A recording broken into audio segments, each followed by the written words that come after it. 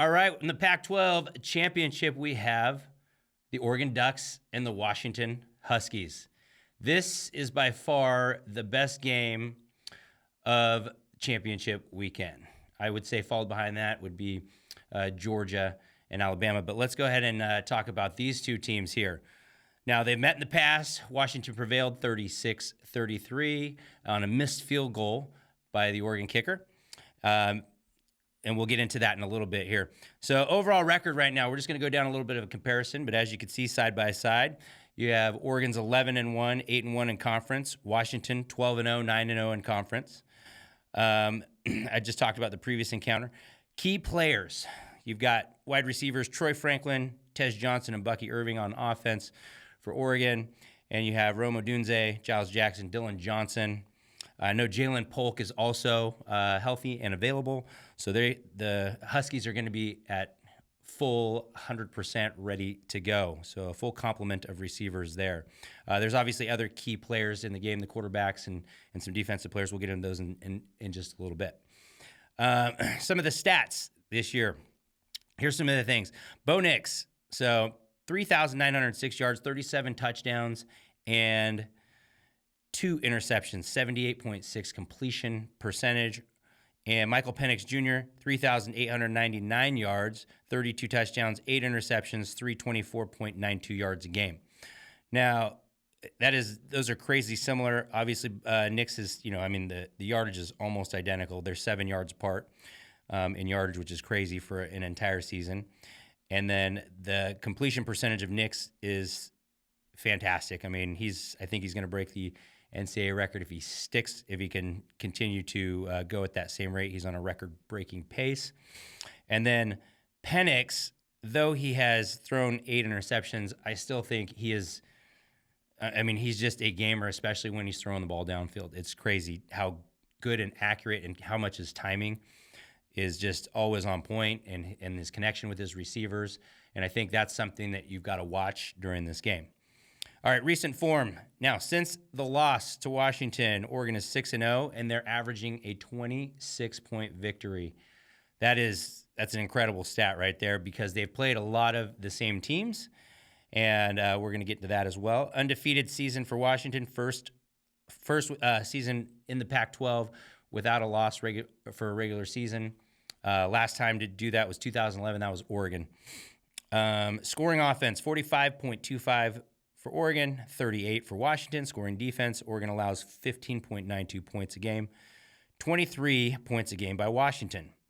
Total offense, Oregon averages 540 and 468 for Washington. Total defense, 306 is what Oregon allows, and 399 is what Washington allows.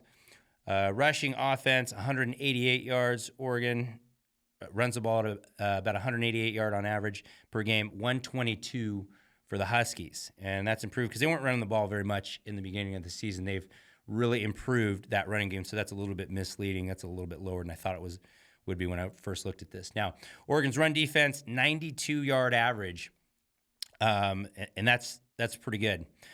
Holding teams to 92 yards, pretty stout. 134 yards a game for the Huskies. Pass offense, this will surprise you. 351 yards a game for Oregon and 345 for Washington. I thought Washington's would be higher. I thought and I think that's a little bit of a product of Washington they take deep shots more often and do connect on those. The pass defense, Oregon, 214 yards allowed in through the air and 265 for Washington. So that's not bad. Turnover margin, they're both in the plus category. Oregon is +9, Washington's +1.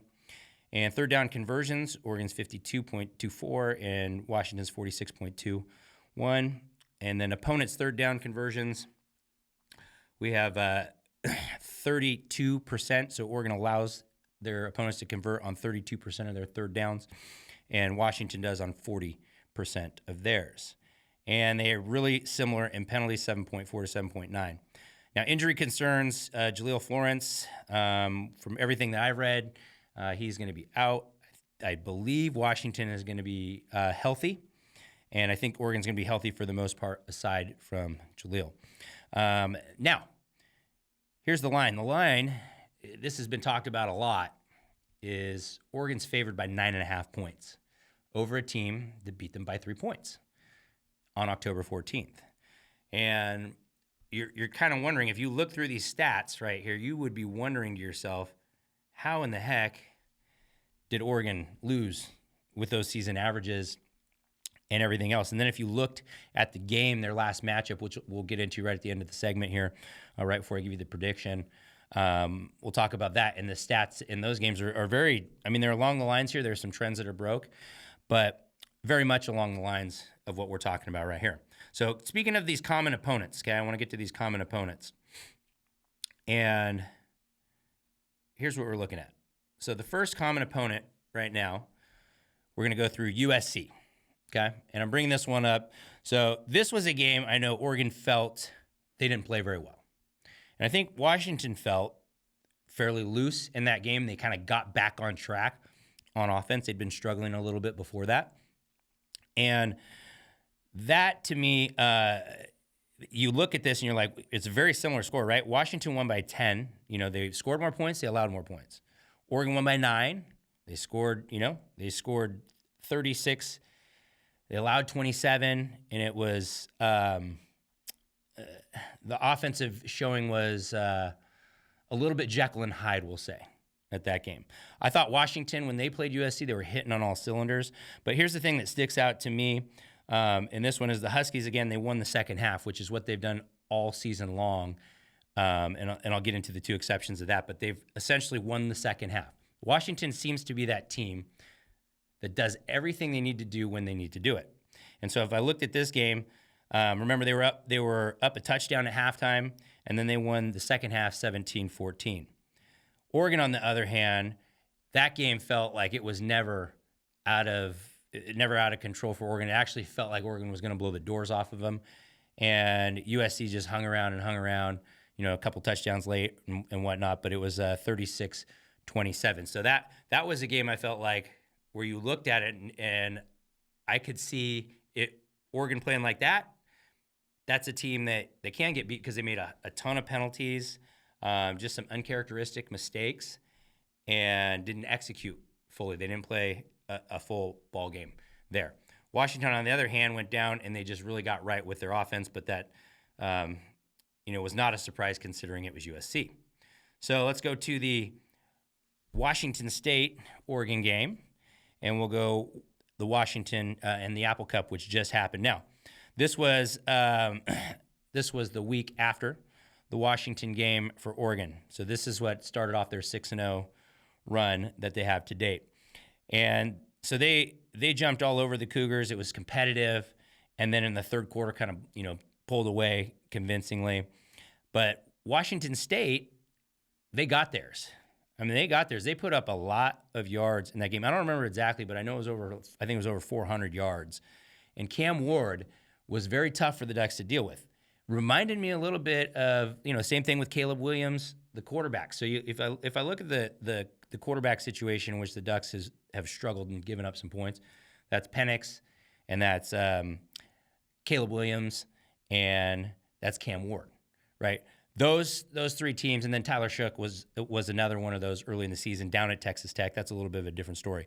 But here's what I'm getting at is Oregon can be susceptible if there is a quarterback that can move. And Penix can move. He can move. He doesn't move a lot. Like, he doesn't just get out and scramble a lot because he's such a pass-first quarterback, and he's a really good passer. And so, he's not trying to do that, but he can. He can hurt you with his legs if he absolutely has to. And we've seen that a couple of times down here, down the stretch. Now, Oregon beat Washington State at home. They beat them by 14, won the second half. Washington in the Apple Cup, again, if you look at it, tied at halftime, then won the second half. Came down to a last-second field goal. 4th and 1 play from your own 29, and they run a reverse. Just a really gutsy call. And I said this before, I think coaching is part of kind of what goes into Washington's success. They're just very well coached, and they're very well connected, a very well connected group. I think that's why they've won and been able to win so many close games like this one. So common opponent here. If you'll notice here that Washington held the Cougars to less points. So that's something to keep in mind. Next slide is Arizona State. Okay. So the Ducks obviously went down to Arizona and put a whooping, a throttling on Arizona State. So if you look at it, they lost the second half. That's not actually a real loss in the second half because they were up 42-0 at halftime. And so that's like against a lot of reserves, a lot of backups and whatnot. So this game is, speaks volumes for the Ducks. Now, I've seen some people say, well, Washington held Arizona State to 7 points. Not the same thing. This is not the same thing. So what Washington did do was score 12 points in the fourth quarter, had a pick six in a game that the offense just looked completely out of sync. And this was like an Oregon hangover game, is what people were calling it. So if I'm looking through these here, I would say, maybe a little edge to Washington against USC, edge for Oregon against Washington State, a definite huge edge for Oregon against Arizona State. Now let's get to Utah. So Utah. Oregon went down to Utah, Rice-Eccles, and the stadium was hyped before the game. Atmosphere was electric. Oregon came out, scored early, scored often, and really choked the life out of Rice-Eccles Stadium, beat them 35-6. Utah then had to go up to Washington a couple weeks later, went to Seattle, and they were tied at halftime. Now, this is a little bit of a double-edged sword. If you're a Washington fan, you gave up 28 in the first half, but then you shut them out. You shut Utah out in the second half. So to me, that shows good coaching, the ability to adjust and adjust in game, which I think Washington has shown, especially defensively. They've shown that all season long. They're very good at adjusting after halftime, which is why they win a lot of the second halves. But you look at this is an obvious Oregon advantage, right? If we're going through common opponents. Now, that's also known as the transitive property of college football, which you have to be very careful about. And we're going to talk about that. Okay, so the Civil War. Oregon really kind of, the first quarter or the first half of that game was competitive. Oregon jumped out, I think, 14-0 lead. Then Oregon State scored a touchdown late, and then Oregon, countered with another touchdown, and then that was pretty much the ball game. And then Oregon finished, and they won the game the second half 10-0. So it was a 31-7, really kind of a blowout against an Oregon State team that was.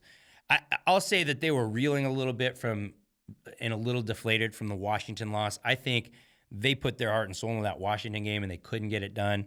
The second half, they had Washington in the exact situation you want to have them. They were driving with the game on the line to kick a field goal, and the Huskies defense just stepped up when it needed to. This is only the second game of the season that Washington didn't win the second half, and that was against Oregon State. Oregon State shut them out in the second half, scored 10 points.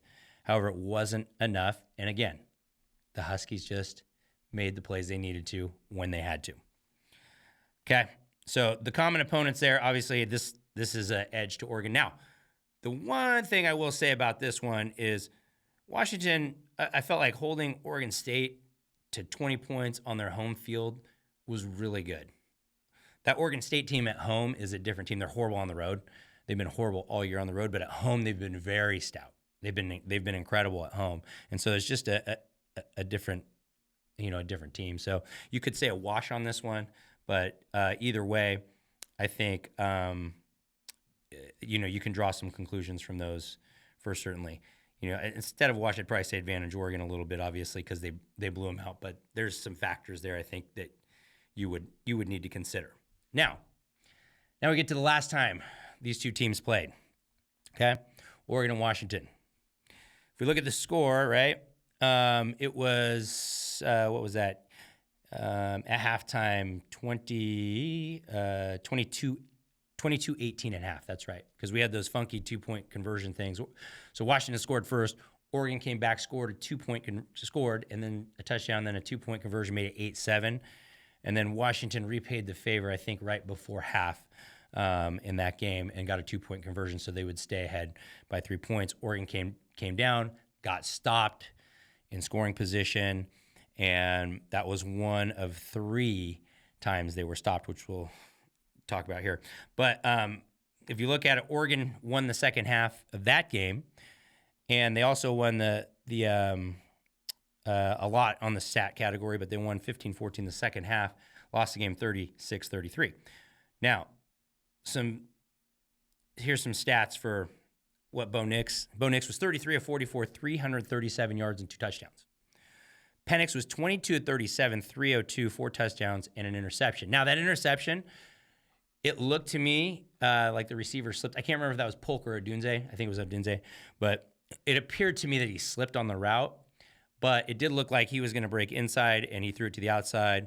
And Jaleel Florence, who is not playing, had the interception there right before half.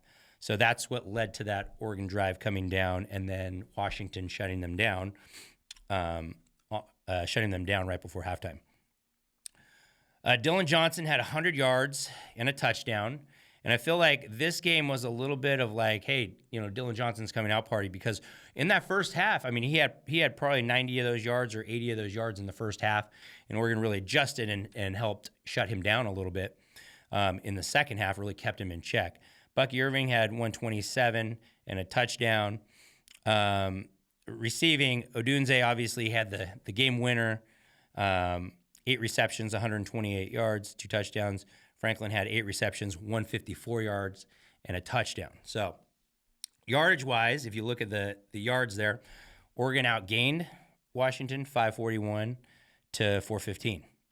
The turnover battle, Oregon had won, and first downs, Oregon had won that battle as well as time of possession. Franklin and Odunze, special guys. Odunze is probably the best receiver in the country when the ball's in the air. I'm not going to say he's the best route runner, but I mean, he's obviously one of the top route runners as well. But when the ball is in the air, his ball skills are just incredible. He comes down with the ball. He knows how to deal with contact. He knows how to stack. He knows how to, when he's getting contact from a defensive back, he knows to pull and push, when to do which and how to get away with it, because the guy he's really, really crafty, and he's really good. And I think just hats off to him in how he plays. In this next game, I'll just tell you right now, I'm not expecting anything to be different. There. Odunze is going to get his 100%. And I think everybody that's played them just knows, like, he's going to get his. Just impossible to shut down. Okay, so if we pull up the team stats from the last game, you could kind of go through these. Rushing, Oregon won rushing, 204, Washington 99. The penalties, okay, Oregon had 10 more penalty yards. Call that what you will. But passing yards, like we said, Oregon won that battle. They won first downs. They had less turnovers. The one stat, and they had a better third down efficiency. The one stat that jumps out of the screen at me is Oregon went 0 for 3 on fourth down, and Washington went 2 for 3 on fourth down. That's the reason. If you look just at the statistics, that is the one thing that you can point out and say, that was the ball game. Because those 0 for 3 fourth downs are truly, let's say those are what they are. If you're in scoring position, that's a turnover, right? So those should show up on the turnover, on your turnover stat. The other one, so there was 2 in scoring position and then 1 to seal the game, around midfield. And so those all ended up being, those are turnovers. So it's like you had 3 extra turnovers. It's like you lost the turnover battle, 3-1 or 3-2, you could say, because don't forget that Washington had driven down and was trying to put it to Oregon. They were at like the 2-yard line, and I think they were up 29, maybe 18 at this time, and Oregon stopped them. Taki Tamani made a really good play at the goal line there, I think is who it was. And I remember that because he was a former Husky. And so that was like a big moment for him. He's also the Husky that has not, former Husky that has not beat the Huskies. And he had not beat the Ducks either. So that's an interesting one. So this game, I'm sure, is going to have a lot of extra from guys like him. So here's what I think. I looked through this stat sheet, and it just yells at me that Oregon is going to win this game. And Vegas is saying Oregon's going to win this game. And a lot of people are going to be picking Oregon. But you look at the tape, you look at Washington, and just look at how they have played to their competition. They play up to their competition. They play down to their competition. Some teams are just like that. And Washington has been doing that pretty much since the Oregon game. They were blowing folks out before the Oregon game, and then after the Oregon game, it's like they've been the cardiac kids for sure. And so if you look through the yards per play and you look at maybe there's a couple others like the big time throw percentage, Washington is, I think they're in the 6s for a big time throw percentage, and Oregon's in the 3s for that. So that's about twice as good on your big time throws, which makes sense because Penix throws downfield quite often. He quite often throws downfield in one-on-one situations and connects. And so that's part of what makes these guys so special. They have a full complement of receivers. Washington does. They are probably going to have a chip on their shoulder being placed as the underdogs, and rightfully so. They've been disrespected by the playoff committee, I feel, the entire time. They've been, really, really, really just undervalued, I think. And a lot of people in the national media kind of undervalued, like they're just, on borrowed time and whatnot. Oregon, on the other hand, looks like a team on a mission. They've been doing exactly what you would expect from a team that has no margin of error. They've dominated. Their 26 points margin of victory tells you a lot about the standard. So they're the team that plays to their standard, right? They don't care where the competition's at. They're playing to the standard. Washington's kind of like, oh, the competition's down here, we'll play here, and then the competition's up here, we can play to the standard for a little bit, right? I think this game right here, and I said this, so I said to my good friend Dino Filia, I said, before the Washington game, I had a call with him. And I told him, he asked me how I was feeling. And I said, I think Washington's going to win a close one in Seattle. And I think they'll replay in the Pac-12 championship. And I think Oregon will beat them probably by 10-plus points. I think I might have said 2 touchdowns. And so I'm going to stick with that. The first score that popped in my mind was 34-17, and I'm going to go with the Ducks to cover. The way that Oregon won't win or they won't cover is if they lose the turnover battle, and again, if they go and they lose these, the third and fourth down, they're obviously not going to win the game. They don't have a huge margin of error. So this game to me could be 17 points, just as like a 17-point Oregon win, just as easy as it could be a 3-point Oregon loss. I don't think that Washington is going to blow Oregon out in any scenario. I don't see that. And, I'm not saying it could happen. They're built. It could happen.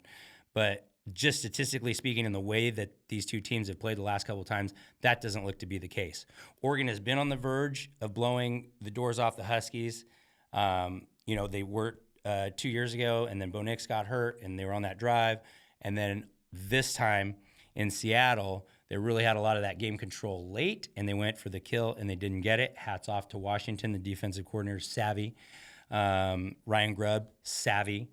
Kalen DeBoer, savvy. Great coaches. I just feel like this might be the time where Oregon puts it all together, and I think the Huskies have been living on the edge, and I think this is the time where it comes back to bite them. So I've got the Ducks 34 and the Huskies 17.